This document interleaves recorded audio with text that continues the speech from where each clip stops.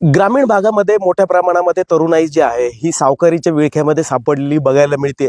अनेक वेळा सावकारांकडून काही कारणास्तव व्याज घेतलं जातं, मात्र हे व्याज पुढे फिटत नाही आणि याच्या परिणामास्तव आत्महत्येपर्यंत टोकाचे पाऊल काही तरुण उचलतात.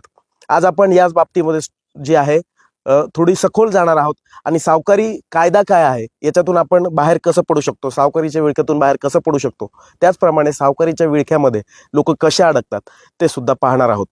सांगाल तुम्ही कधी सावकाराकडून कर्ज घेतलं होतं आणि कसं सावकारी विळख्यामध्ये तुम्ही फसलेले?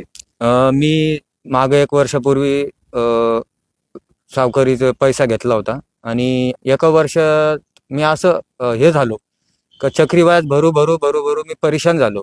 आणि ते झाल्यानंतर आता लोकांचे ज्यांची सावकारी मी पैसे घेतले त्यांच्याकडून अशा धमक्या हे आणि मी त्याच्यात ते परेशान झालो. मी एका वर्षी चक्रीव्याज भरत भरत गेलो आणि असं मला आता असं वाटतंय का मी दुसऱ्या व्यसनीला लागलो, कारण की मला त्या व्यसनी अशा लागल्या का ह्या सावकारीचे चक्रव्याज भरत मला परेशानी झाली.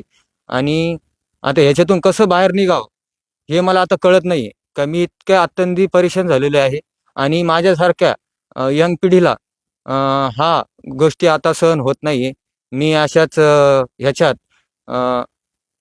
घरगुती ह्याच्यात मी असं अत्यंत अत्यंत असं घराचा विचार करणं हे करणं मी आता काही गोष्टी जर ह्या व्याजाच्या ह्याच्यात मी काही वेळेस असं दुसरं मनात विचार आणले.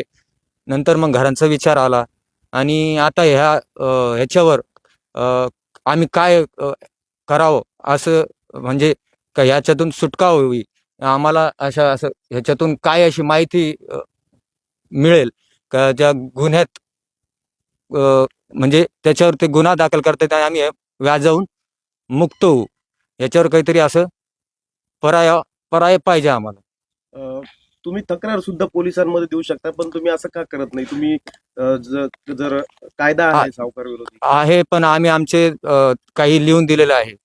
काही लिहून दिलं असल्यामुळं आम्ही तिथपर्यंत जाऊ शकत नाही. त्याचा काही आम्हाला अजून माहिती नाही. अशी माहिती आम्हाला जर मिळाली तर आम्ही त्या गोष्टी करू शकतो, बाहेर निघू शकतो. एवढे आम्हाला कशा पद्धतीने हे जे सावकारी कर्ज आहे हे तुम्ही नेमकं किती घेतलं होतं आणि आता त्याला कसं फेडता? मी मी ह्या सावकारीत 1 वर्षापूर्वी पैसे घेतले होते.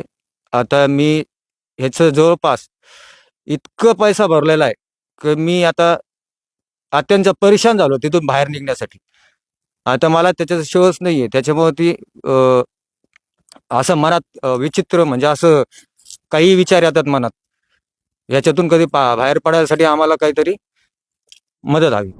नुकतंच आपण बघितलं की तरुण कसा सावकारीच्या विळख्यामध्ये सापडला आणि आज सावकारीच्या विळख्यातून बाहेर पडण्यासाठी काही पर्याय आहे का, हे असे प्रश्न जे आहेत अनेक जणांना पडलेले असतात. तर हो, यासाठी कायदेशीर पर्याय आहे. सावकार विरोधी कायदा सुद्धा जो आहे हा सुद्धा जो आहे मदतीला उपयोगी ठरू शकतो. आणि नेमकं ग्रामीण भागामध्ये हे प्रकार मोठ्या प्रमाणामध्ये घडतात. अनेक जण आपली जमीन लिहून देतात, कोणी आपले वाहन लिहून देतं, तर कोणी आपलं सोनं जे आहे हे सावकाराकडे गहाण ठेवतं. अशा परिस्थितीमध्ये सावकाराच्या विळख्यातून कसं बाहेर पडता येऊ शकतं, यासाठी कायदेशीर मार्ग कसा आहे, तक्रार कोणाकडे करायची, हे सुद्धा आपण जाणून घेणार आहोत. आणि ग्रामीण भागात हे प्रकार मोठ्या प्रमाणामध्ये घडतात. त्यामुळं पोलीस निरीक्षक संजय देशमुख जे आहेत त्यांच्याशी आता आपण बातचीत करणार आहोत. आजच्या काळामध्ये सावकारी प्रथा जरी बंद पडलेली असली तरी या ना त्या मार्गाने आजही सावकारी सुरूच आहे. विशेषतः तरुणाई सावकारीच्या विळख्यामध्ये सापडत आहे. अनेक जण आपली जमीन सुद्धा सावकारीमध्ये गमावून बसतात, तर काही जणांना आपल्या प्राणांना सुद्धा मुकण्याची वेळ येते. आत्महत्येचे सुद्धा प्रकार यातून घडत असतात. नेमके सावकारीचे काय प्रकार आहे आणि कुठले हातखंडे वापरून आजही सावकारी प्रथा जी आहे सुरू आहे? माझ्यासोबत बोलण्यासाठी पोलीस निरीक्षक संजय देशमुख सर आहेत. त्यांना आपण विचारूया, कारण ग्रामीण भागामध्ये हे प्रकार जास्त प्रमाणामध्ये चालतात. सर, तुमचा एवढ्या वर्षांचा अनुभव आहे, कशा पद्धतीने सावकारी प्रथा आजही चालू आहे? बरेचसे जे नागरिक असतात ते डायरेक्ट पोलीस स्टेशनला तक्रार देत नाहीत, परंतु ते व्याजानं बऱ्याचशा म्हणजे मोठ्याच व्याजानं ते रक्कम घेतात, कर्जबाजारी होतात आणि त्यानंतर आत्महत्या करतात. उदाहरणार्थ ग्रामीण भागामध्ये मुलींचे लग्न असू द्या की मुलाचं शिक्षण असू द्या, तसेच वेगवेगळे त्यांना लागलेले व्यसनं पण असतात.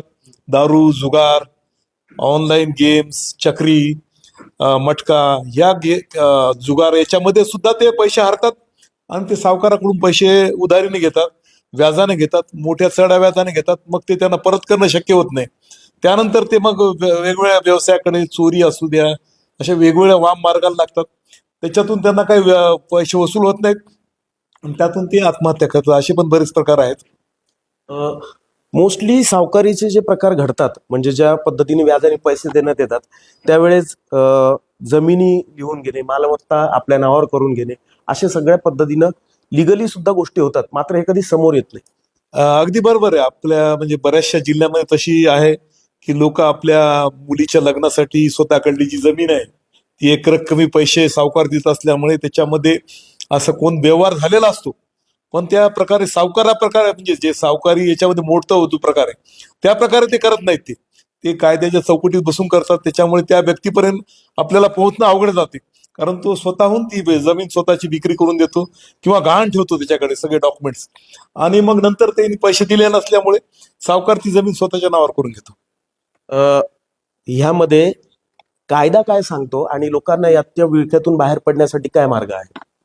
खरं म्हणलं तर जो महाराष्ट्र सावकारी अधिनियम आहे 2014चा, याच्यामध्ये सावकार जिल्हा उपनिबंधक आणि सहाय्यक उपनिबंधक यांना पॉवर्स आहेत. त्यांच्याकडे लोकांनी तक्रारी करायला पाहिजे. त्यांना सावकाराचे जे हे आहेत परवाने देण्याचा अधिकार पण आहे. पण आता नवीन याच्यामध्ये असे नाही आहेत. जे जुने परवाने आहेत अशाच व्यक्ती का आहेत की ज्यांच्याकडे परवाने आहेत, पण त्या व्यक्ती आता बहुतेक करत नाहीत. हे नवीन सावकार निर्माण झालेले आहेत जे कुठेही कायद्याच्या चौकटी सापडत नाहीत. त्याच्यामुळे पोलिसांना पण त्यांच्यापर्यंत पोहोचणं अवघड जाते. लोक मात्र या सगळ्या संदर्भामध्ये पोलिसांसमोर येत नाहीत किंवा तक्रार करण्यासाठी समोर येत नाही. याचं मुख्य कारण काय आहे? याचं मुख्य कारण म्हणजे त्यांनी अडचणीमध्ये त्यांना मदत केलेली असती. स्वतःच्या मुलीचं लग्न असू द्या, शिक्षण असू द्या, किंवा इतर कोणत्या कामासाठी त्यांनी पैसे घेतलेले असतात. लोक छोट्या छोट्या कामासाठी पण उधार पैसे घेतात. असे पण प्रकरण येतात की जे 5-5 हजार रुपयासाठी सुद्धा आपल्याला विश्वास बसणार नाही, अशा याच्यामध्ये पण लोक उधार घेतात, सावकाराकडून व्याजाने पैसे घेतात, चढा व्याजाने पैसे मिळतात आणि ते लगेच मिळाल्यामुळे ते त्यांच्या विरोधात तक्रार देत नाहीत. तुमचा एवढ्या वर्षांचा अनुभव आहे, जो कोणी अशा पद्धतीच्या सावकारी विळख्यामध्ये सापडलेला आहे किंवा ज्यांनी व्याजाने पैसे घेतलेले, अशा व्यक्तीला तुम्ही काय सल्ला द्याल? कशा पद्धतीने त्यांनी समोर यायला पाहिजे किंवा त्याची भीती कशी जाईल? त्यांनी खरं म्हणलं तर त्यांनी सरळ पुढाकार घेऊन पोलिसांमध्ये तक्रार करायला पाहिजे. जिल्हा निबंधकाकडे तक्रार करायला पाहिजे. जिल्हा निबंधक त्यांच्या पोलिसांच्या मदतीने छापा मारून त्यांच्याकडे जे रेकॉर्ड आहे ते आपल्याला जप्त करता येईल. त्यांनी जर गहाण ठेवलं असेल आणि याच्या सावकाराकडे काही नसेल त्याच्याबद्दल पुरावा, तर आपल्याला त्याच्यावर सावकारी अधिनियमानुसार गुन्हा दाखल करता येईल त्याच्यावर. तर शेवटचा प्रश्न असा विचारायचा होता, समजा एखाद्या माणसाने 4 लाख रुपये सावकाराकडून घेतलेले आहेत आणि जर ते पुढे चालून त्यांनी येऊन तक्रार केली, तर सावकारावर कशा पद्धतीची कारवाई होईल? त्याच्यावर त्या अधिनियमानुसार आपल्याला कारवाई करता येईल. त्याच्याजवळ कोणते डॉक्युमेंट नसतील आणि याची जर त्यांनी काही गहाण करून ठेवली असतील तर निश्चितच आपल्याला त्याच्यावर कारवाई करता येईल, त्याच्यावर कायदेशीर कारवाई.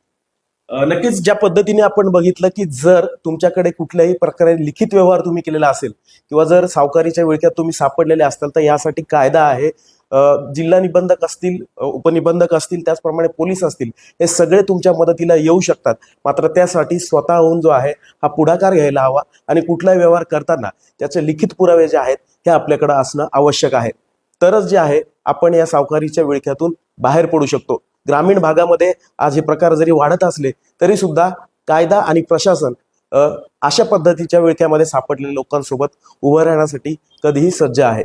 बघितलं की कशा पद्धतीनं जे आहे सावकारीच्या विळख्यातून बाहेर पडण्यासाठी सुद्धा पर्याय असू शकतात. त्यामुळे सावकाराच्या नादी न लागता तुम्ही जे रिझर्व्ह बँकेच्या अंडरमध्ये ज्या बँक्स येतात यांच्याकडून सुद्धा कर्ज घेऊ शकतात. लिखापडी व्यवहार जो आहे हा करू शकतात. आणि जर तुम्हाला सावकाराच्या विळख्यात सापडायचं नसेल तर जे आहे बँकांचाच पर्याय जो आहे हा योग्य ठरू शकतो. आणि सावकारीच्या नादी लागून अनेक तरुण टोकाचं पाऊल उचलतात, कोणी व्यसनी बनतं, कोणी जुगाराकडे वळतं. अशा गोष्टी ज्या आहेत ह्या आपण टाळू शकतो. लोकमतसाठी अमेय पाठक, छत्रपती संभाजीनगर.